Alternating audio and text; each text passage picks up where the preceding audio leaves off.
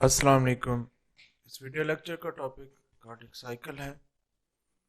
Cardiac cycle जो एक beat के अंदर जो भी इवेंट्स हार्ट के अंदर हो रहे हैं उसे कार्डिक साइकिल कहते हैं। एक हार्ट बीट को एक कार्डिक साइकिल कहा जाता है। अब ये सिस्टोल और डायस्टोल इन दोनों कंडीशंस ये हार्ट के अंदर होती हैं। सिस्टोल के अंदर हार्ट कंट्रैक्ट करता है, ब्लड को इजेक्ट करता है, और डायस्टोल कंडीशन के अंदर हार्ट रिलैक्स करता है और इस दौरान इसके हार्ट के अंदर ब्लड फिल होता है। अब ये हार्ट के जो चैम्बर हैं जैसे एट्रिया है, वेंट्रिकल्स हैं, तो एक वक्त में एट्रिया के अंदर से स्टॉल हो रहा होता है और सेम टाइम डायस्टोल वेंट्रिकल्स के अंदर हो रहा होता है। तो इस तरह ये एट्रिया और वेंट्रिकल्स ये बैक वक्त कंट्रैक्शन नहीं करते।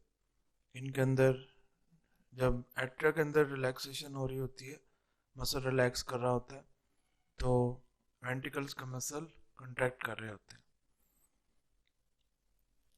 अब जो कार्डिक साइकिल के इवेंट्स हैं उसमें एट्रियल इवेंट्स शामिल हैं, वेंट्रिकल इवेंट्स शामिल हैं, और हार्ट बीट ये जो नॉर्मल है ये 72 बीट्स पर मिनट, एक मिनट के अंदर 72 मिनट्स होते हैं, और कार्डिक साइकिल इसका ड्यूरेशन 0.8 सेकेंड होता है।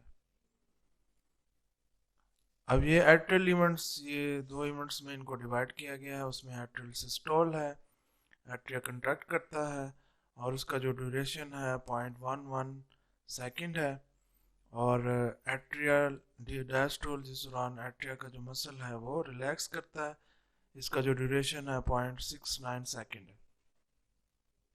वेंट्रिकुलर इवेंट्स के अंदर वेंट्रिकुलर सिस्टोल है और वेंट्रिकुलर डायस्टोल है। वेंट्रिकुलर सिस्टोल ये 0.27 सेकेंड का होता है, और वेंट्रिकुलर डायस्टोल इसका जो ड्यूरेशन होता है 0.53 सेकेंड का होता है। वेंट्रिकुलर सिस्टोल इसमें आइसोमेट्रिक कंट्रैक्शन है, इजेक्शन पीरियड है। जो आइसोमेट्रिक कंट्रैक्शन है ये 0.05 होती है और इजेक्शन पीरियड होता है 0.22। तो ये टोटल इसका जो वेंट्रिकुलर सिस्टोल है इसका जो टोटल टाइम हो जाएगा वो 0.27 सेकेंड हो जाएगा। ये जो आइसोमेट्रिक कंट्रैक्शन है ये इसका ये मीनिंग होता है कि मसल के अंदर टेंशन तो प्रोड्यूस होती है लेकिन उसकी जो लेंथ है वो चेंज नहीं होती, लेंथ इसकी कांस्टेंट रहती है। तो इस टाइप की जो कंट्रैक्शन होती है उसे आइसोमेट्रिक कंट्रैक्शन कहते हैं। वेंट्रिकुलर डायस्टोल के अंदर ये इसकी डिफरेंट फेजेस हैं जिसके अंदर ये वेंट्रिकल्स डायस्टोल होता है। उसमें नंबर 1 पे प्रोटोडायस्टोल है। प्रोटोडायस्टोल के अंदर ये डायस्टोल का इनिशियल फेज है जिसके अंदर जो एओर्टिक वाल्व है वो क्लोज होता है। अब इसका जो ड्यूरेशन है 0.04 सेकेंड होता है। आइसोमेट्रिक रिलैक्सेशन, आइसोमेट्रिक रिलैक्सेशन ये होती है कि मसल के अंदर जो टेंशन है वो कम होती है, डिक्रीज होती है, लेकिन उसकी जो लेंथ है मसल की वो कांस्टेंट रहती है। तो ऐसी सिचुएशन को आइसोमेट्रिक रिलैक्सेशन कहा जाता है। अब ये इसका 0.08 सेकेंड इसका ड्यूरेशन होता है। रैपिड फीलिंग ये 0.11 सेकेंड होती है, स्लो फीलिंग 0.19 सेकेंड होती है, लास्ट रैपिड फीलिंग 0.11 सेकेंड होती है। तो टोटल ये वेंट्रिकुलर डायस्टोल इसका ड्यूरेशन 0.53 सेकेंड हो जाएगा। अब ये जो एट्रियल इवेंट्स हैं तो एट्रियल जो सिस्टोल होता है ये वेंट्रिकुलर डायस्टोल का लास्ट फेज होता है, और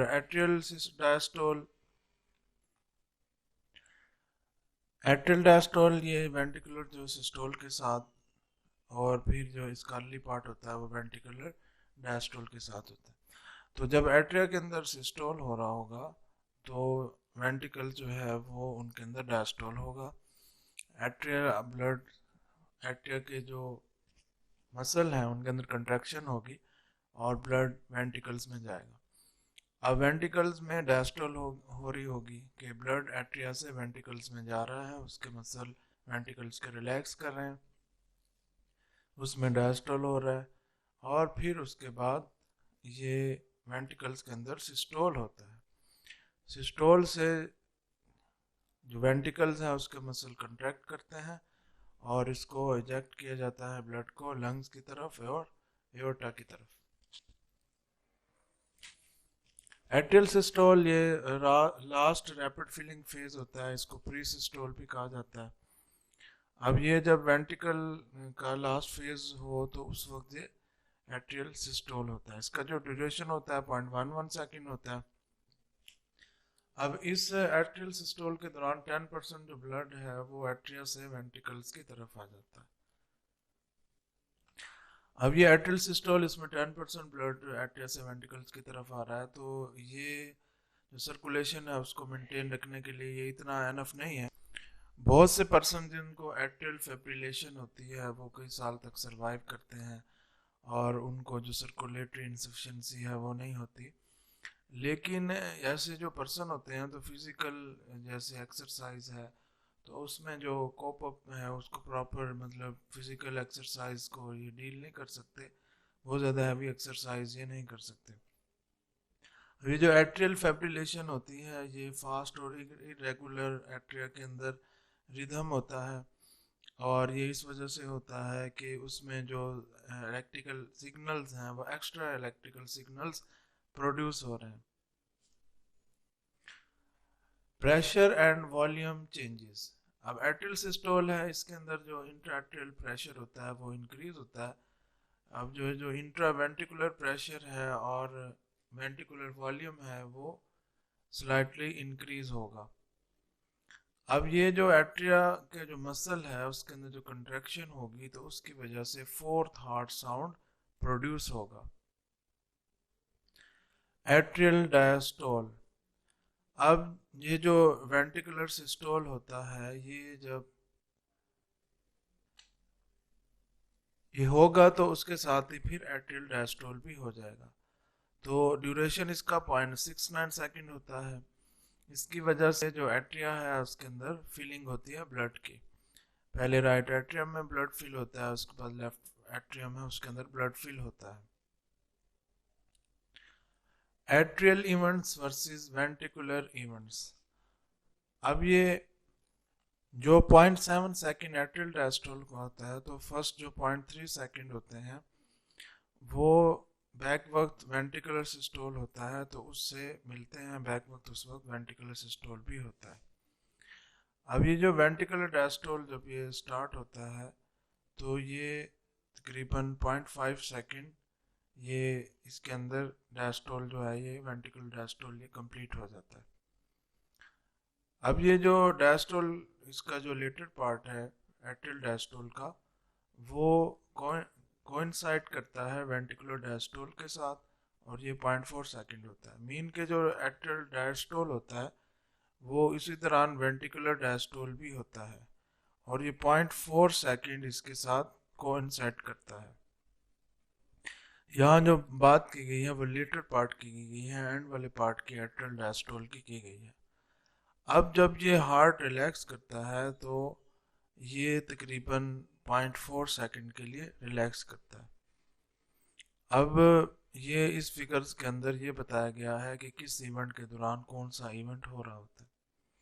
अब जैसे ये है वेंट्रिकुलर सिस्टोल, तो वेंट्रिकुलर सिस्टोल ये यहाँ से 0.1 से लेके 0.4 सेकंड तक वेंट्रिकुलर सिस्टोल होता है कि वेंट्रिकुलर्स पंप करते हैं ब्लड को, कंट्रैक्शन होती है वेंट्रिकल्स में। अब इस दौरान ये 0.1 से 0.4 एट्रियल डायस्टोल भी हो रहा है उसी दौरान कि एट्रिया के अंदर ब्लड की फीलिंग हो रही है। और फिर ये जो फीलिंग होती है ये तकरीबन 0.1 से लेके 0.8 सेकंड तक ये होती रहती है और फिर उसके बाद ये 0.4 सेकंड से लेके ये यहाँ 0.1 सेकंड, तो ये 0.4 सेकंड से लेके 0.8 और ये इधर 0.9 हो जाएगा। तो यहाँ तक ये इसकी फीलिंग होती रहती है वेंट्रिकल डायस्टोल। वेंट्रिकुलर जो है वो उनके अंदर ब्लड की फीलिंग होती है। इसी दौरान ये जो इसका पार्ट है ये 0.4 से लेके ये 0.8 तक ये जो है एट्रियल डायस्टोल के साथ कोइंसाइड करता है कि इस दौरान एट्रिया जो डायस्टोल है उसकी भी फीलिंग हो रही है। और फिर इसका जो वेंट्रिकुलर डायस्टोल का लेटर पार्ट है वो कोइंसाइड करता है एट्रियल सिस्टोल के साथ कि एट्रिया के अंदर कंट्रैक्शन हो रही है। और ये कंट्रैक्शन जब होती है तो एट्रिया ब्लड वेंट्रिकल्स की तरफ भेजता है। अब ये जो कंट्रैक्शन हो रही है ये जैसे ही कंप्लीट होगी तो वेंट्रिकल्स जो है उसकी कंट्रैक्शन कंप्लीट हो जाएगी। वेंट्रिकल्स की जो कंट्रैक्शन है वो इसके कंप्लीट होने के बाद शुरू होगी। उससे पहले जो वेंट्रिकल्स हैं उनके अंदर ब्लड फिल हो रहा है, वेंट्रिकुलर डायस्टोल चल रहा है। तो सबसे जो लॉन्ग प्रोसेस है वो ये डायस्टोल का प्रोसेस है, उसमें जो सेकंड्स हैं वो ज़्यादा लगते हैं। अब ये जो वेंट्रिकुलर सिस्टोल है ये शॉर्ट होता है, लेकिन जो डायस्टोल कंडीशन है वो लॉन्ग है। जो ब्लड की फिलिंग है वो ज़्यादा सेकंड के अंदर होती है और जो ब्लड इजेक्ट आउट किया जाता है तो वो कम सेकंड होता है। अब ये जो वेंट्रिकल सिस्टोल है ये कोइंसाइड कर रहा है एट्रियल डायस्टोल के कुछ पार्ट के साथ। इसी तरह जो वेंट्रिकुलर डायस्टोल है तो वेंट्रिकुलर डायस्टोल ये एट्रियल डायस्टोल के कुछ पार्ट के साथ कोइंसाइड कर रहा है और फिर ये एट्रियल सिस्टोल के साथ भी कोइंसाइड कर रहा है। तो एट्रियल सिस्टोल जब एट्रियल सिस्टोल करेंगे हार्ट के अंदर जो एट्रिया है वो ब्लड को पंप करेंगे वेंट्रिकल्स की तरफ। तो वेंट्रिकल से ये वाला ब्लड आगे इजेक्ट आउट होगा। तो जैसे ही एट्रियल सिस्टोल कंप्लीट होगा तो वेंट्रिकुलर सिस्टोल शुरू हो जाएगा कि वेंट्रिकल्स ब्लड से फिल हो गए तो वो फिर ब्लड को आगे इजेक्ट आउट करेंगे। Description of ventricular events. Isometric contraction period. Isometric contraction जो पीरियड होता है ये वेंट्रिकुलर सिस्टोल का फर्स्ट फेज होता है। इसका जो ड्यूरेशन होता है 0.05 सेकेंड होता है। अब ये जो इसके अंदर मस्कुलर कंट्रैक्शन होती है तो उसके अंदर टेंशन तो इंक्रीज होती है, लेकिन जो लेंथ है मसल फाइबर की हार्ट के अंदर वो लेंथ के अंदर चेंजिंग नहीं आती। इसे आइसो वॉल्यूमेट्रिक कंट्रैक्शन भी कहा जाता है। अब ये एट्रियल सिस्टोल के बाद जो एट्रोवेंट्रिकुलर वाल्व्स होते हैं ये क्लोज हो जाते हैं। प्रेशर ये वेंट्रिकल्स में इंक्रीज हो जाता है। एट्रोवेंट्रिकुलर वाल्व्स के क्लोज होने से फर्स्ट हार्ट साउंड प्रोड्यूस होता है। अब जब वेंट्रिकुलर प्रेशर ये इंक्रीज कर जाएगा, अब इसका जो प्रेशर होगा वो एओर्टा और पल्मोनरी आर्टरी उनसे इंक्रीज करेगा तो जो सेमिलुनर वाल्व्स हैं वो ओपन हो जाएंगे। वेंट्रिकल्स के अंदर जो प्रेशर है वो इंक्रीज करेगा और ब्लड जो है वो इजेक्ट होगा। अब ये जो इजेक्शन पीरियड है वेंट्रिकल्स के अंदर ये 0.22 सेकेंड होता है। अब इसके अंदर दो इसकी स्टेजेस होती हैं। First stage is rapid ejection. अब इसके अंदर immediate large amount of blood ये रैपिडली इजेक्ट होता है। इसका ड्यूरेशन है 0.13 सेकेंड होता है। और सेकेंड स्टेज या स्लो इजेक्शन पीरियड, इसके अंदर जो इजेक्शन होती है वो स्लो होती है और उसमें जो है कम फोर्स सप्लाई होती है। इसका जो ड्यूरेशन होता है 0.09 सेकेंड होता है। इंजेक्शन पीरियड इसके अंदर जो एंड सिस्टोलिक वॉल्यूम होता है वो 60 to 80 मिलीलीटर पर वेंट्रिकल होता है। अब ये जो एंड सिस्टोलिक वॉल्यूम है ये कुछ प्रोसीजर है जिनके जरिए मेजर किया जा सकता है। अब ये उसमें रेडियो न्यूक्लाइड एंजियोकार्डियोग्राफी। अब ये इसके अंदर जो राइट और लेफ्ट वेंट्रिकल्स होते हैं उनकी जो फंक्शनलिटी है इस टेस्ट के जरिए उसको ऑब्जर्व किया जा सकता है। इस टेस्ट के जरिए उसको असेस किया जा सकता है। इकोकार्डियोग्राफी, इसके अंदर high frequency sound waves use होती हैं जो कि हार्ट की जो पिक्चर है उसको प्रोड्यूस करती हैं, जिससे उसकी वाल्स उसकी स्ट्रक्चर वगैरह का पता चल जाता है कि जो इसकी वाल्स है स्ट्रक्चर है उसमें कोई अबनॉर्मेलिटी तो नहीं है। Cardiac catheterization. कार्डियक कैथेटराइजेशन ये होता है कि कैथेटर वेन के अंदर इंसर्ट किया जाता है और वेन से ये राइट एट्रियम में पहुंचता है, इसी तरह फिर ये राइट वेंट्रिकल में, और इस तरह ये पूरे हार्ट में इसकी जो हार्ट के पिक्चर इससे पता चल जाती है, इससे फंक्शन हार्ट का पता चल जाता है। कैथेटर इसके साथ एक कैमरा भी लगा होता है जिसकी हार्ट की वाल्व्स ऑब्जर्व की जा सकती हैं। तो इस तरह कार्डियक कैथेटराइजेशन के जरिए ये वॉल्यूम जो है उसको मेजर किया जा सकता है, एंड सिस्टोलिक वॉल्यूम को। कंप्यूटेड टोमोग्राफी, सीटी स्कैन भी इसे कहते हैं। अब इसके अंदर एक्सरे इमेजिंग प्रोड्यूस होती है, एक्सरे जो है वो इमेज प्रोड्यूस करते हैं, इससे हार्ट की स्ट्रक्चर को पता चल सकता है, और इसके अलावा एंड सिस्टोलिक वॉल्यूम का भी पता चल सकता है कि हार्ट के अंदर एंड सिस्टोलिक वॉल्यूम वो कितना है। Magnetic resonance imaging, MRI। अब ये 3 डायमेंशनल एनाटॉमिकल इमेजेस, इससे जो मैग्नेटिक फील्ड और कंप्यूटर जनरेटेड रेडियो वेव्स होती हैं उनके ज़रिए प्रोड्यूस होती है, जिससे हार्ट के जो स्ट्रक्चर फंक्शन का पता चलता है, और उससे ये एंड सिस्टोलिक वॉल्यूम इसका भी पता चल सकता है, इसको भी असेस किया जा सकता है। इजेक्शन फ्रैक्शन, अब ये जो पोर्शन होता है एंड डायस्टोलिक वॉल्यूम का, जो कि ईच वेंट्रिकल उसको इजेक्ट करता है, तो उसको इजेक्शन फ्रैक्शन कहते हैं। अब जो एंड डायस्टोलिक वॉल्यूम होता है वो तकरीबन 130 to 150 मिलीलीटर होता है। अब जो स्ट्रोक वॉल्यूम होता है, वेंट्रिकल जो एक बीट के दौरान ये ब्लड को पंप करते हैं, वो 70 मिलीलीटर होता है। अब ये जो नॉर्मल इजेक्शन फ्रैक्शन होता है, इसकी जो वैल्यू होती है 60% टू 65% तक होती है। इजेक्शन फ्रैक्शन ये इस फार्मूले के जरिए कैलकुलेट किया जा सकता है। अब ये SV/EDV, SV कहते हैं स्ट्रोक वॉल्यूम को, और EDV कहते हैं एंड डायस्टोलिक वॉल्यूम को। अब ये स्ट्रोक वॉल्यूम है, ये and diastolic volume minus and systolic volume होगा और डिवाइड कर दिया जाएगा एंड डायस्टोलिक वॉल्यूम से। तो इस तरह ये इजेक्शन फ्रैक्शन ये निकल सकता है, इसकी जो वैल्यू है वो कैलकुलेट की जा सकती है। इजेक्शन फ्रैक्शन ये यूज़फुल होता है कुछ डिजीज़ को असेस करने के लिए। अब ये जैसे मायोकार्डियल इन्फाक्शन है, कार्डियोमायोपैथी है, मायोकार्डियल इन्फाक्शन जो कोरोनरी आर्टरीज हैं, हार्ट को ब्लड सप्लाई कर रही हैं, हार्ट के मसल को, उनमें कोई ब्लॉकेज आ जाए तो वो जिस मसल को ब्लड की सप्लाई कर रही होती हैं तो वो वाला मसल अपना वर्क प्रॉपर नहीं कर पाता। तो इस एजेक्शन फ्रैक्शन के ज़रिए ये भी असेस किया जा सकता है कि ये इसको मायोकार्डियल इन्फाक्शन है नहीं है। इस तरह जो एजेक्शन फ्रैक्शन है, मायोकार्डियल इन्फाक्शन या कार्डियोमायोपैथी, हार्ट के मसल की जो पैथोलॉजी है या उसकी जो डिजनरेशन हो रही है, तो उसको असेस किया जा सकता है। इजेक्शन फ्रैक्शन इन डिजीज के अंदर कम हो जाता है। प्रोटोडायस्टोल, ये वेंट्रिकुलर डायस्टोल की फर्स्ट स्टेज होती है, और इसका जो ड्यूरेशन है 0.04 सेकेंड होता है। अब इस स्टेज के अंदर जो वेंट्रिकल्स हैं उनके अंदर प्रेशर कम हो जाता है। अब ये जो एओर्टा और पल्मोनरी आर्टरी हैं इनके अंदर प्रेशर इंक्रीज हो जाएगा। इनके अंदर प्रेशर इंक्रीज होने की वजह से जो सेमिल्यूनर वाल्व्स हैं वो क्लोज हो जाएंगे। अब इस स्टेज में जो सिस्टोल है उसका एंड होगा और डायस्टोल की बिगनिंग हो जाएगी। अब ये जो सेमिल्यूनर वाल्व्स क्लोज होंगे इस फेज में, तो उसकी वजह से सेकंड हार्ट साउंड प्रोड्यूस होगा।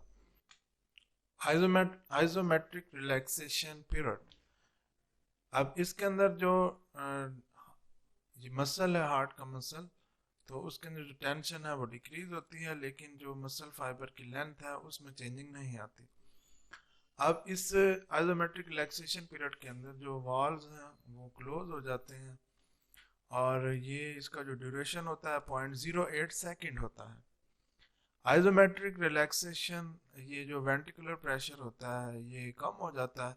वेंट्रिकुलर प्रेशर जो एट्रिया के प्रेशर से कम होगा, और फिर एट्रोवेंट्रिकुलर वाल्व्स ओपन हो जाएगा, और जो वेंट्रिकल्स हैं उसमें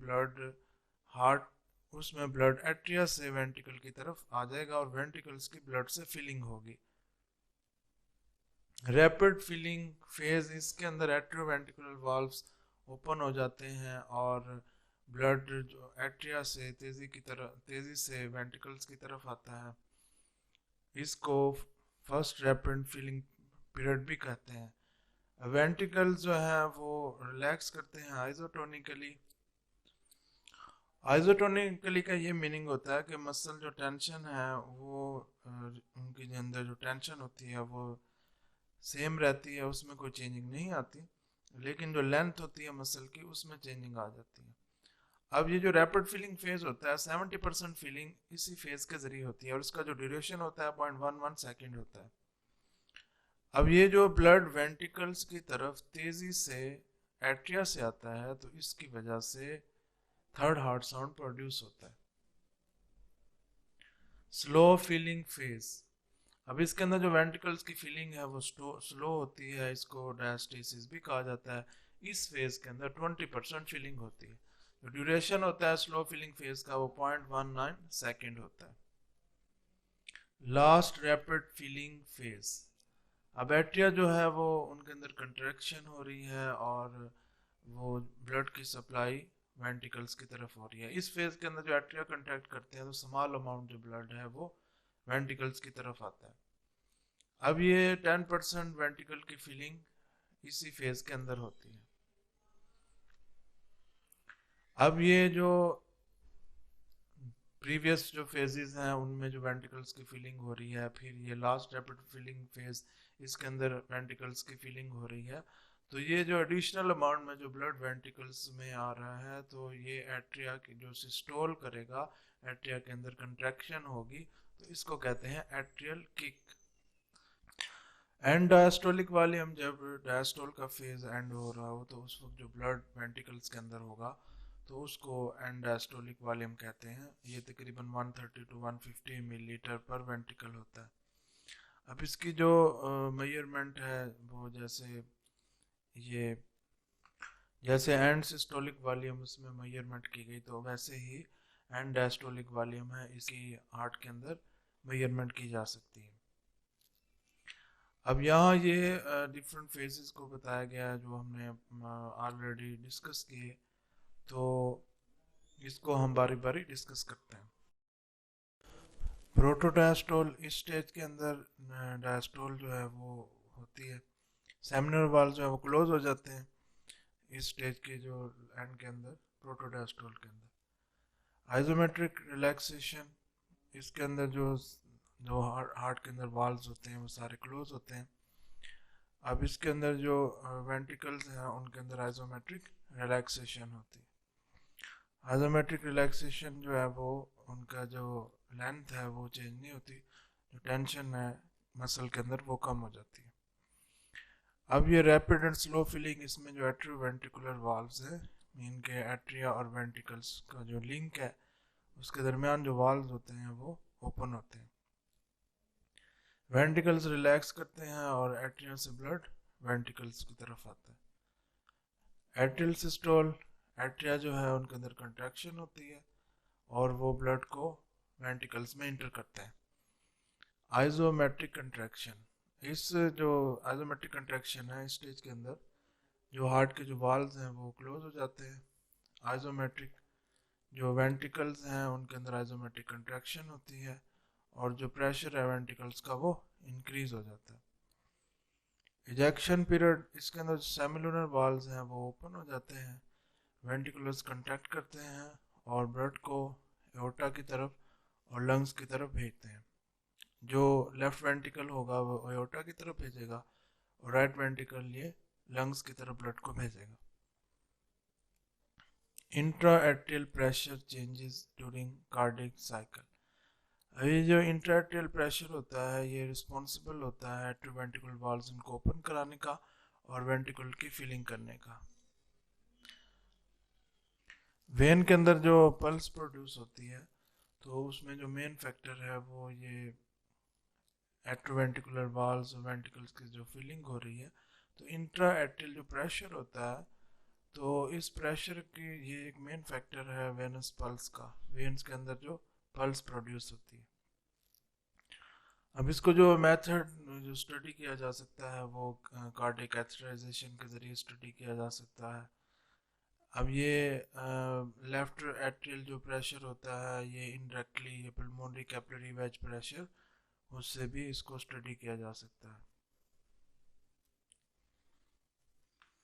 जो प्रोक्सिमल पार्ट होता है पल्मोनरी आर्टरी का उसको ब्लॉक किया जाता है, जैसे ये है, ये कार्डियक कैथेटर है उसको इंटर किया गया है और कार्डियक कैथेटर ये पहले राइट एट्रियम में आया है, राइट एट्रियम से फिर ये राइट वेंट्रिकल में आया है, राइट वेंट्रिकल से फिर ये पल्मोनरी आर्टरी में इसको इंटर कर दिया गया है।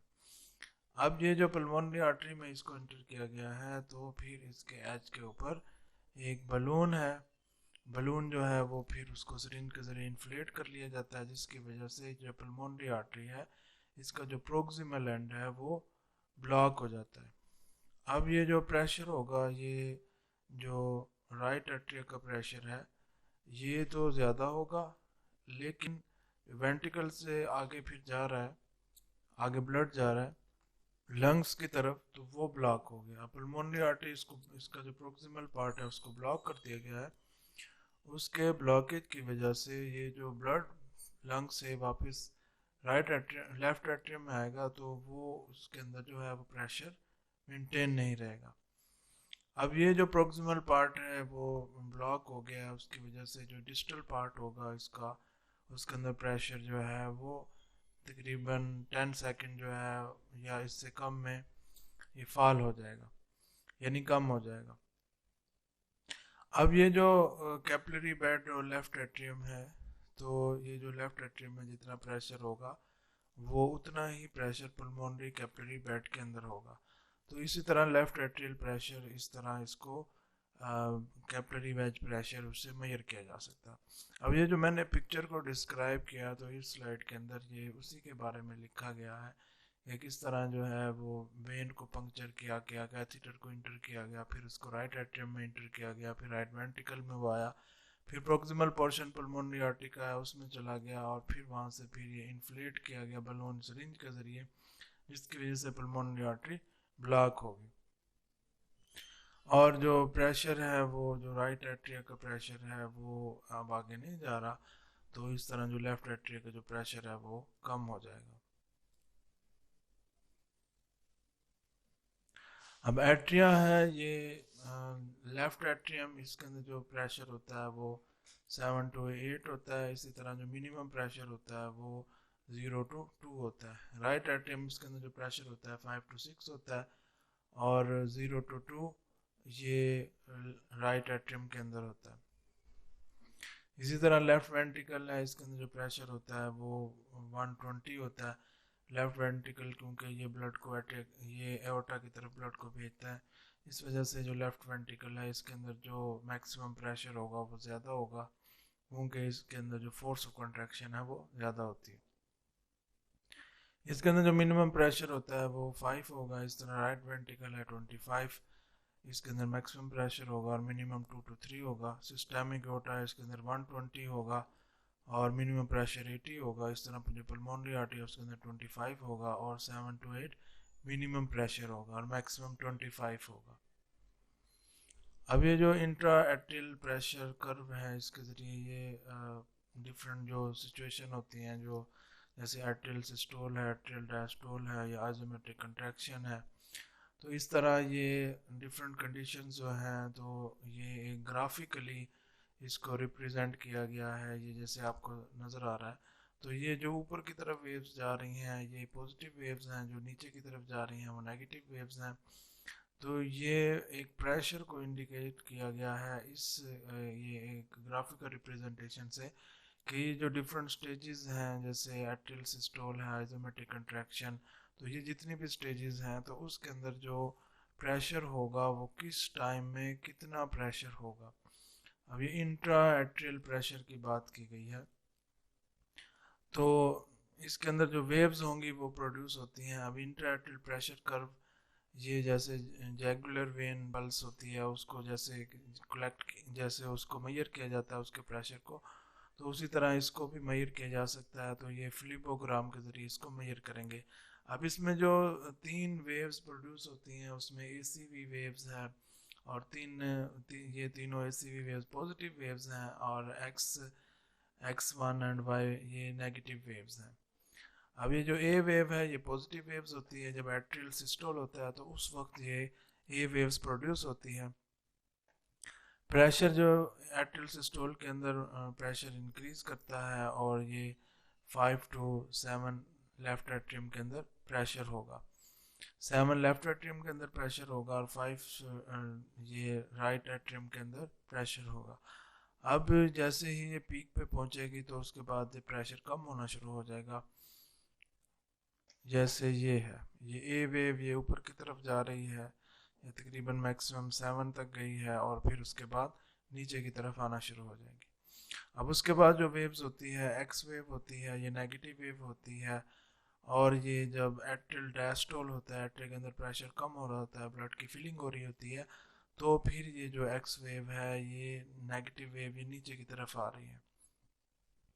अब ये जो एट्रिया है वो रिलैक्स करते हैं, जिसकी वजह से प्रेशर कम होता है।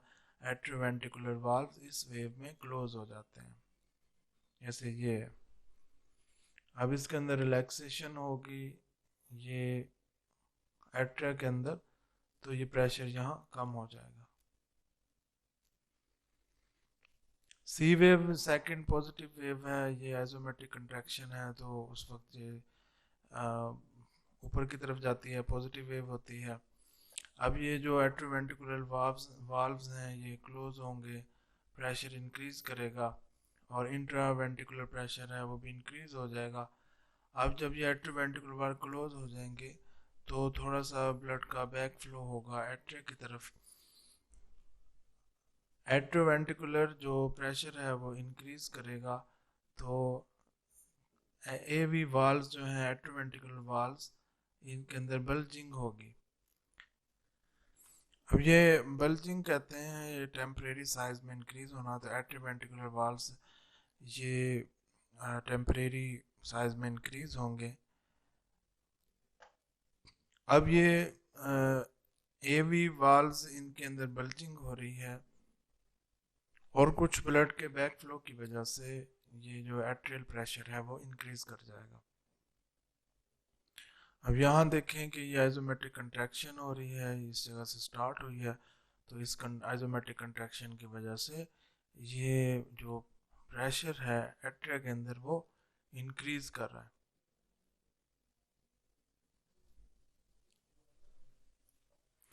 X1 वेव या नेगेटिव वेव है, जब इजेक्शन पीरियड होता है तो उस वक्त ये स्टार्ट होती है।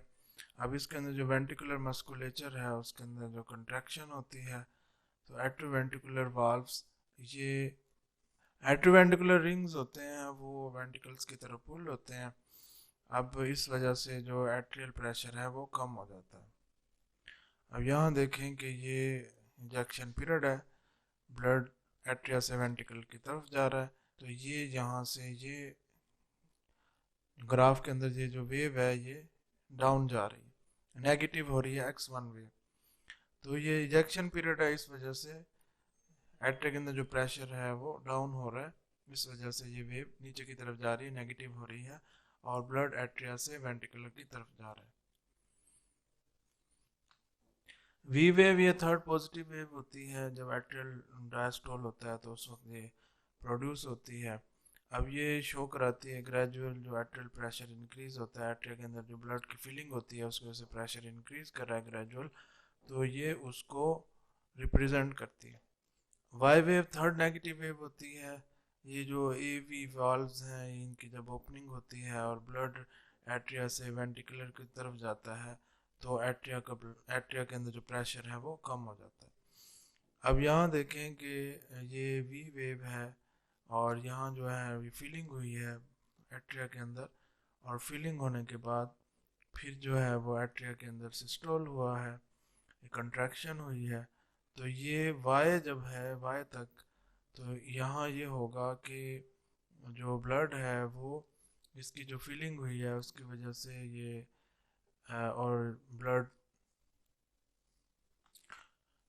ब्लड एट्रिया की तरफ गया है, एट्रिया की तरफ जाने की वजह ब्लड एट्रिया से वेंट्रिकल की तरफ गया है, एट्रोवेंट्रिकुलर वाल्व्स ओपन हुए हैं, तो इस वजह से जो प्रेशर है वो एट्रिया में कम होगा। Intraventricular pressure changes during cardiac cycle. अब ये जो प्रेशर है, जो इंट्रावेंट्रिकुलर प्रेशर है, ये सर्कुलेशन के लिए एसेंशियल होता है। जो सिस्टेमिक सर्कुलेशन है और पुल्मोनरी सर्कुलेशन है, वो जो ब्लड पंप करता है वेंट्रिकल्स, तो ये पल्मोनरी सर्कुलेशन, सिस्टेमिक सर्कुलेशन, ये दोनों वेंट्रिकल्स से जो ब्लड आता है उस पर डिपेंड करते हैं। अगर वेंट्रिकल्स अगर ब्लड को कम पंप करेंगे तो कार्डियक आउटपुट कम हो जाएगा, तो इसलिए ये जो सर्कुलेशन के लिए जो वेंट्रिकल्स के अंदर जो प्रेशर है वो एसेंशियल है। अब कार्डियक कैथेटराइजेशन उसके ज़रिए वेंट्रिकल्स का प्रेशर उसको मेजर किया जा सकता है। अब यहाँ ये वेंट्रिकल्स का प्रेशर ये बताया गया है, जिसको हम ऑलरेडी इसको डिस्कस कर चुके हैं। तो इसमें जो लेफ़्ट वेंट्रिकल है उसमें प्रेशर सबसे ज़्यादा होता है, क्योंकि लेफ़्ट वेंट्रिकल ने कंट्रैक्ट करना होता है, कंट्रैक्शन होती है और ब्लड को एओर्टा से बॉडी के ऑर्गन्स तक पहुंचाना होता है, इसलिए लेफ़्ट वेंट्रिकल्स के अंदर जो प्रेशर होगा वो सबसे ज़्यादा होगा। अब इसमें डिफरेंट सेगमेंट्स बन रहे हैं, जैसे ये सेगमेंट्स है A B C D E F G A. तो ये एक वेव्स प्रोड्यूस हो रही है जब ये इनके अंदर कंट्रैक्शन हो रही है। अब ये सबसे ऊपर इसका टाइम लिखा हुआ है और ये इसके अंदर प्रेशर है कि कितना प्रेशर हो जाता है वेंट्रिकल्स में, और ये नीचे इनके डिफरेंट फेजेस लिखे हुए हैं।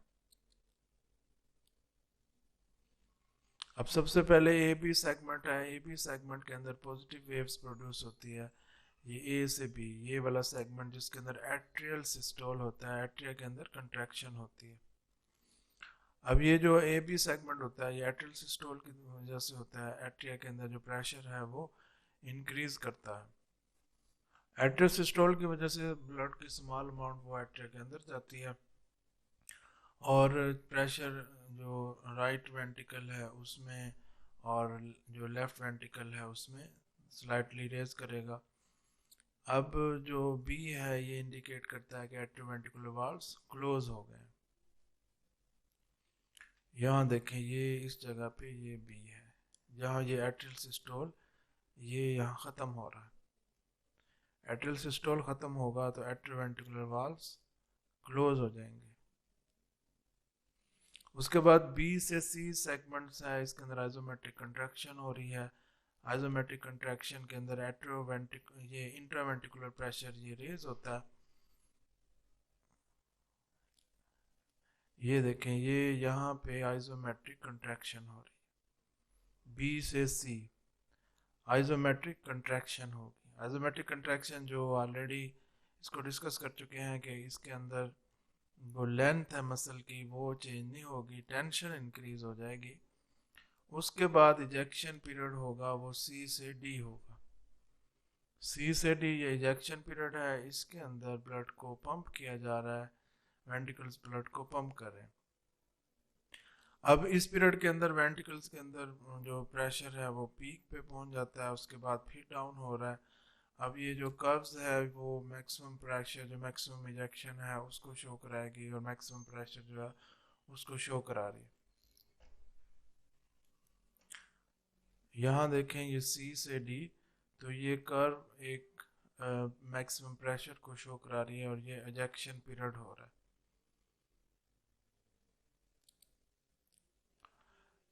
अब ये जो सेकंड पार्ट है कर्व का ये रिप्रेजेंट कर रहा है स्लो इजेक्शन को, प्रेशर जो है वो कम हो गया।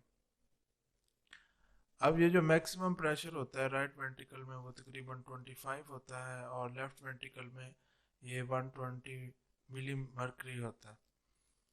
मैक्सिमम प्रेशर जो लेफ्ट वेंट्रिकल में है वो 4 to 5 टाइम्स राइट वेंट्रिकल से ज़्यादा होता है, क्योंकि लेफ्ट वेंट्रिकल्स की वाल्व थिक होती हैं और इसने एओर्टा से डिफरेंट ऑर्गन्स के अंदर ब्लड की सप्लाई करनी होती है।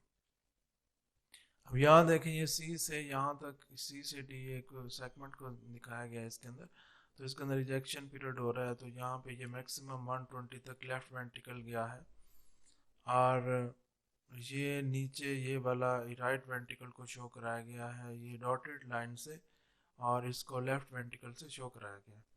अब ये जो राइट वेंट्रिकल से शो कराया गया है तो ये इस जगह पे डॉटेड लाइन से ये बताया गया है इसके अंदर जो प्रेशर है वो कम होगा, और इसका प्रेशर जो लेफ्ट वेंट्रिकल का है ये ज़्यादा होगा। D D E segment. D segment जो प्रोटोडायस्टोल स्टेज होती है तब ये अपेयर होता है। अब ये जो प्रेशर है ये कम होगा, अब इसमें जो सेमिल्यूनर वाल्व्स हैं वो क्लोज हो जाएंगे, वेंट्रिकुलर रिलैक्स करेगा। ये है डी ई सेगमेंट। उसके बाद ई और एफ सेगमेंट शुरू होता है। ई एफ सेगमेंट ये आइसोमेट्रिक रिलैक्सेशन होती है, जब हार्ट के मसल उसके वेंट्रिकल्स में टेंशन कम होगी मसल में, तो फिर आइसोमेट्रिक रिलैक्सेशन होगी। अब इसके अंदर जो इंट्रावेंट्रिकुलर प्रेशर है वो कम होगा, और इसी तरह जो है इंट्रावेंट्रिकुलर प्रेशर साथ साथ कम होता जाएगा, जिसकी वजह से ये पीक से नीचे आ रहा है, ये ई एफ से नीचे आ रहा है कि ग्रेजुअली ये प्रेशर जो है वो कम हो रहा है। अब ये किसके अंदर होगा, ये आइसोमेट्रिक रिलैक्सेशन होगी।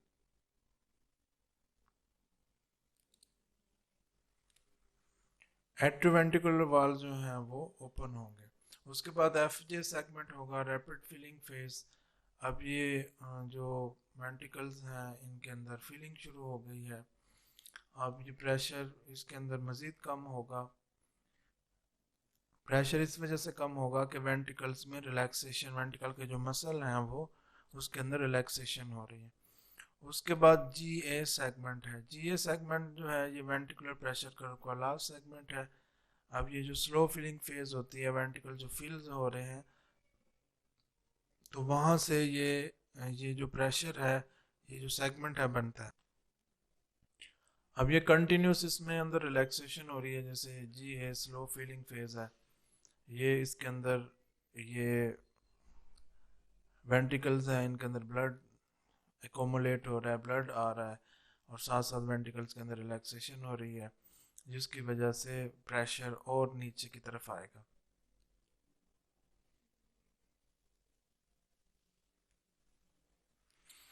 अब कार्डिक साइकिल के अंदर एओर्टिक प्रेशर ये भी चेंज होता है।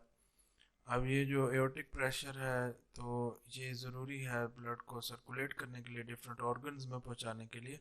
अगर एओर्टा में प्रेशर कम होगा तो फिर ये कार्डिक साइकिल कंप्लीट तो हो रहा है, लेकिन जो जिस क्वांटिटी के अंदर ऑर्गन्स को ब्लड चाहिए उस क्वांटिटी के अंदर ब्लड नहीं पहुंच पाएगा।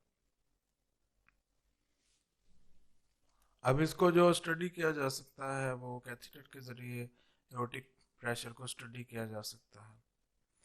अब ये इसके अंदर सिस्टेमिक एओर्टा है।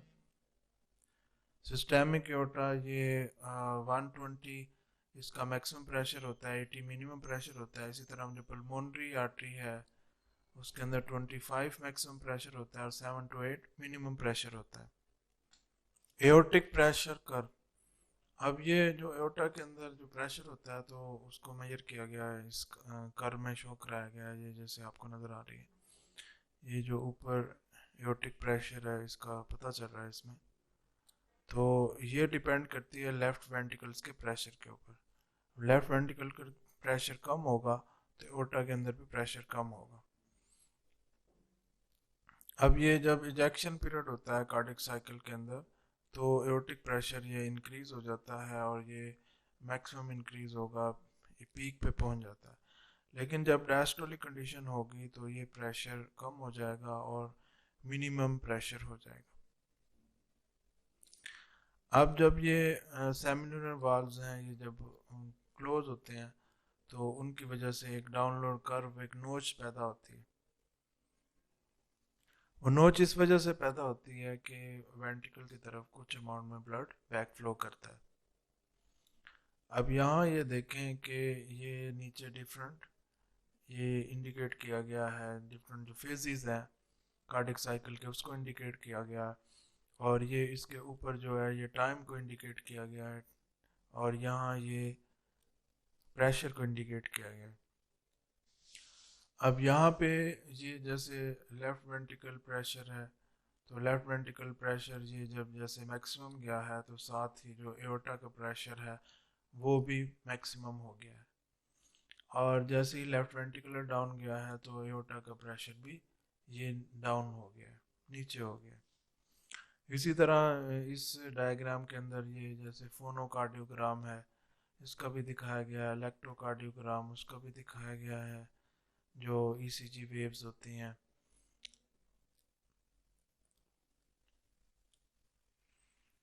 Ventricular volume changes during cardiac cycle. अब ये जो वेंट्रिकुलर वॉल्यूम चेंज हो रहा है कार्डिक साइकिल में, तो इनकी जो इम्पोर्टेंस है, अब ये जो कार्डिक आउटपुट होता है ये कम ज़्यादा करने के लिए इम्पोर्टेंस होती है। अब जैसे बॉडी की नीड जो है वो ज़्यादा है तो वेंट्रिकल्स ब्लड को ज़्यादा पंप करेंगे, बॉडी की नीड कम है या रेस्टिंग स्टेज में है तो वेंट्रिकुलर ब्लड को कम पंप करेंगे। अब कुछ स्टडी है जिसके ज़रिए ये वेंट्रिकुलर वॉल्यूम जो है ये हार्ट के अंदर जो कार्डिक साइकिल में चेंजेस आ रही होती हैं तो उसको स्टडी किया जा सकता है। उसमें हैंडरसन कार्डियोमीटर है उसके ज़रिए इसको स्टडी किया जा सकता है, एंजियोग्राफी के ज़रिए इसको स्टडी किया जाता है। अभी जो हैंडरसन कार्डियोग्राफी है ये एनिमल्स के ज़रिए इसको किया जाता है। इसमें जो एक कार्डियोमीटर एक कप शेप डिवाइस होती है जिस पे एक आउटलेट लगा होता है और वो क्लोज होती है एक रबर डायफ्राम के ज़रिए और उसके अंदर एक स्मॉल होल होता है। जैसे ये आपको पिक्चर नज़र आ रही है तो ये कार्डियोमीटर है। कार्डियोमीटर ये ऊपर एक रबर का डायफ्राम लगाया गया है। अब ये एनिमल के हार्ट को इसके अंदर रखा गया है। अब ये जो प्रोसीजर है ये इसके ज़रिए ये पता चला जा रहा है कि हार्ट जो है वो आइसोलेटेड ऑर्गन्स के तौर पे किस तरह वर्क करता है। अब ये देखेंगे इसके साथ जैसे जो सुपीरियर वेना केवा है इंफीरियर वेना केवा है तो ये 7 डिफरेंट ट्यूब्स लगा दी गई हैं सुपीरियर वेना केवा के, इसी तरह इंफीरियर वेना केवा के। और फिर इसके साथ ये जो वेनस प्रेशर है उसको दिया गया है और फिर ये रेजिस्टेंस है वो अप्लाई की गई है।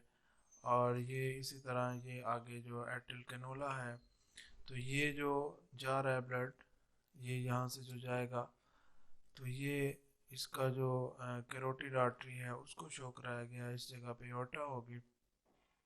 ये पीए से पल्मोनरी आर्टरी है, पीवी से पल्मोनरी वेन है। मैरी टेम्बर ये डिवाइस है जिसके ज़रिए इसकी जो एक्टिविटी है उसको रिकॉर्ड किया जाएगा। अब यहाँ एक रिजर्वायर को लगाया गया है, इस तरह ये फ्लो मीटर है। अब इसके ज़रिए जो पता चलाया जा सकता है कि वेनस रिटर्न जो है या स्ट्रोक वॉल्यूम डिक्रीज हो रहा है नहीं हो रहा। ये जो कार्डिक आउटपुट है हार्ट रेट है इस तरह जो वेंट्रिकुलर वॉल्यूम है वो इस टेस्ट के ज़रिए ये हार्ट लंग प्रिपरेशन के ज़रिए इसको पता चलाया जा सकता है। अब ऊपर इसके जैसे ये एयर होगी ये प्रेशर हो गया तो ये ऊपर एज ए लंग काम कर रहा है, जैसे यहाँ पंप भी लगा है। तो इस प्रोसीजर के ज़रिए ये इस प्रोसीजर के ज़रिए जो वेनस रिटर्न है वो इंक्रीज़ हो रहा है तो स्ट्रोक वॉल्यूम भी इंक्रीज़ होगा। अब कुछ चीज़ें हैं जो इसके ज़रिए पता चल सकती हैं, उसके अंदर ये है कि कार्डिक आउटपुट को पता चलाया जा सकता है, वेनस रिटर्न को पता चलाया जा सकता है। जो कार्डिक आउटपुट है वो इंक्रीज कर रहा है या डिक्रीज कर रहा है, इसी तरह जो वेनस रिटर्न है वो डिक्रीज कर रहा है या नहीं कर रहा। अब ये जो रेजिस्टेंस है वो कम होगी तो कार्डिक आउटपुट इंक्रीज हो जाएगा। अब ये जो ऊपर रेजिस्टेंस लगाई गई है तो ये रेजिस्टेंस अगर कम होगी तो कार्डिक आउटपुट इंक्रीज हो जाएगा कि यहाँ से जो ब्लड जा रहा है ये आगे इस तरफ तो ये इंक्रीज हो जाएगा, रेजिस्टेंस कम होगी। तो इसका ये मीनिंग है कि जो ब्लड वेसल्स होती हैं आर्टरीज होती हैं, आर्टरीज में अगर रेजिस्टेंस कम होगी तो कार्डिक आउटपुट भी इंक्रीज कर जाएगा। अब अगर इस रेजिस्टेंस को इंक्रीज करेंगे ये वाली रेजिस्टेंस को तो यहाँ से जो ब्लड पास हो रहा है तो ये रेजिस्टेंस कम होगी, ये रेजिस्टेंस ज़्यादा होगी तो कार्डिक आउटपुट कम हो जाएगा क्योंकि ब्लड की सप्लाई अब उसको रेजिस्टेंस ज़्यादा फेस करना चाह रही है, फेज हो रही है। इस वजह से ये जो फेस करेगा तो यहाँ से जो ब्लड गुजरेगा तो यहाँ रेजिस्टेंस ज़्यादा है तो ब्लड कम अमाउंट में गुजरेगा, इसकी वजह से जो कार्डिक आउटपुट है वो कम हो जाएगा। तो बॉडी के अंदर भी अगर जिस तरह जो आर्टरीज हैं उनके अंदर रेजिस्टेंस इंक्रीज हो जाती है तो कार्डिक आउटपुट भी कम हो जाता है। अब ये जो वेनस रिटर्न है ये जैसे ये वेनस रिटर्न आ रहा है ये सुपीरियर वेना केवा और इंफीरियर वेना केवा है, तो अगर ये कम होगा अगर इसको कम करेंगे तो क्या होगा कि स्ट्रोक वॉल्यूम इंक्रीज हो जाएगा, स्ट्रोक वॉल्यूम डिक्रीज हो जाएगा। वेनस रिटर्न इंक्रीज करेगा तो स्ट्रोक वॉल्यूम इंक्रीज हो जाएगा।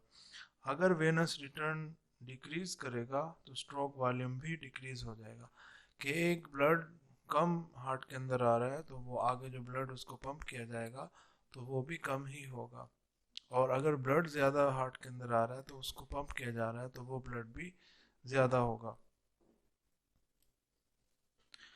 अब इसके ज़रिए कार्डिक आउटपुट और वेनस रिटर्न, इनकी कर्व्स वगैरह जो है वो जनरेट की जा सकती हैं। Volume of blood in right and left ventricles, and diastolic volume and systolic volume.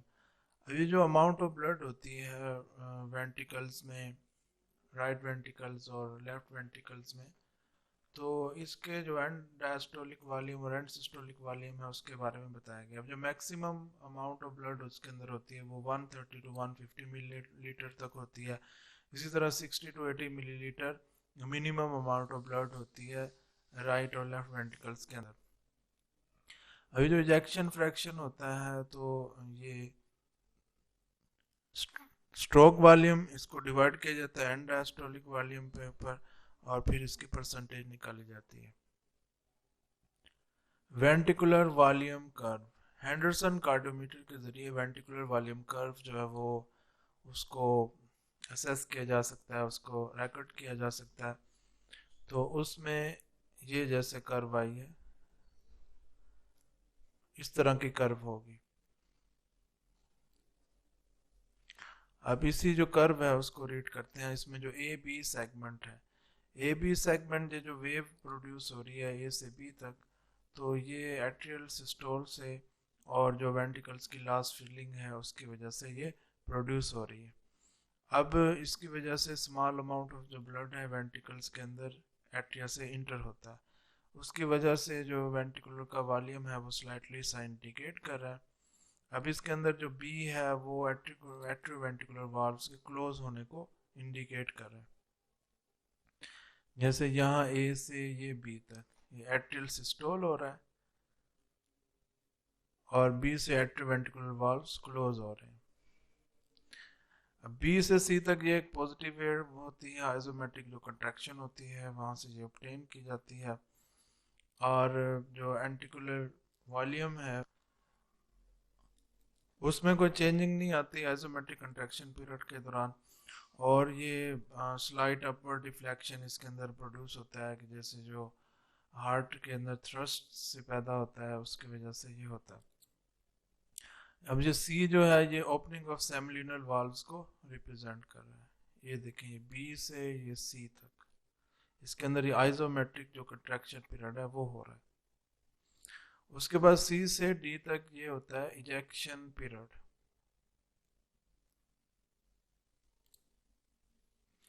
सी से डी से ये इजेक्शन पीरियड हो रहा है, इसके अंदर जो है वो शार्प फॉल प्रेशर होता है वेंट्रिकुलर वॉल्यूम का, वेंट्रिकुलर के अंदर जो वॉल्यूम है इसका ब्लड का। अब ये रैपिड इजेक्शन पीरियड होता है इसके बाद, और फिर स्लो इजेक्शन पीरियड होता है जो इसके अंदर जो वॉल्यूम है वो कम होता जाएगा, और ये वाला वॉल्यूम ये जो लंग्स की तरफ और एओर्टा की तरफ ब्लड चला जाएगा। और उसके बाद जो वेंट्रिकुलर वॉल्यूम है ये स्लोली डिक्रीज होगा। डी सेगमेंट, डी सेगमेंट ये वेंट्रिकुलर वॉल्यूम कर्व उसका पार्ट है। ये जो प्रोटोडायस्टोल होते हैं उस दौरान ये इसको रिकॉर्ड किया जाता है। अब ये जो वेंट्रिकुलर वॉल्यूम है इसके अंदर कोई चेंजेस नहीं होगी, और ई जो डोनेट कर रहा है सेमिनल वाल्व्स के क्लोजर को। अब यहाँ देखें ये सी से डी तक ये रैपिड आ रहा है, और ये इजेक्शन पीरियड है, इसके अंदर जो वॉल्यूम है वेंट्रिकल्स का वो कम हो रहा है। और फिर डी से ई तक फिर ये प्रोटोडायस्टोल है, इसमें इसका जो वॉल्यूम है वो इंक्रीज होना शुरू हो गया है। ई एफ ये आइसोमेट्रिक रिलैक्सेशन पीरियड होता है कार्डिक साइकिल का। वेंट्रिकुलर वॉल्यूम इसमें कोई इतना अल्टर नहीं होता आइसोमेट्रिक रिलैक्सेशन पीरियड में, और इसमें जो स्लाइड से डिफ्लेक्शन होती है वो जो क्रोनरी आर्टरी से जो एओर्टा से जो क्रोनरी आर्टरी में ब्लड आता है वो फिर उसकी वजह से ये स्लाइड से डिफ्लेक्शन होती है। कार्डियम जो कार्डियोमीटर है उसके अंदर ये प्रेशर इंक्रीज कर देता है। ये जो एफ है ये इंडिकेट करता है एट्रियोवेंट्रिकुलर वाल्व्स इनके ओपनिंग को। एफ जे सेगमेंट्स रैपिड फिलिंग फेज है उसको इंडिकेट कर रहा है। अब इसके अंदर जो वेंट्रिकुलर वॉल्यूम है ये रैपिडली राइज होता है। एट्रिया से वेंट्रिकल की तरफ ब्लड तेजी से आता है। एट्रियोवेंट्रिकुलर वाल्व्स ओपन हो जाते हैं। जैसे ये रैपिड फिलिंग फेज एफ जे। उसके बाद जी ए सेगमेंट होता है, स्लो फिलिंग फेज होता है। इसके अंदर जो वेंट्रिकुलर वॉल्यूम है वो भी रेज करता है। ये जी ए ये इसके अंदर जो वेंट्रिकुलर वॉल्यूम है वो रेज कर रहा है। ये साइड पे जो इंडिकेशन हो रही है ये वॉल्यूम की इंडिकेशन हो रही है, और ये टाइम ड्यूरेशन है कि ये पूरे फेज से ये पूरा फेज कितने ड्यूरेशन के अंदर कौन सा फेज हो रहा है। ये जो नीचे फेज लिखे हुए हैं ये ऊपर भी ये टाइम है कितने ड्यूरेशन के अंदर ये साइकिल कंप्लीट हो रहा है।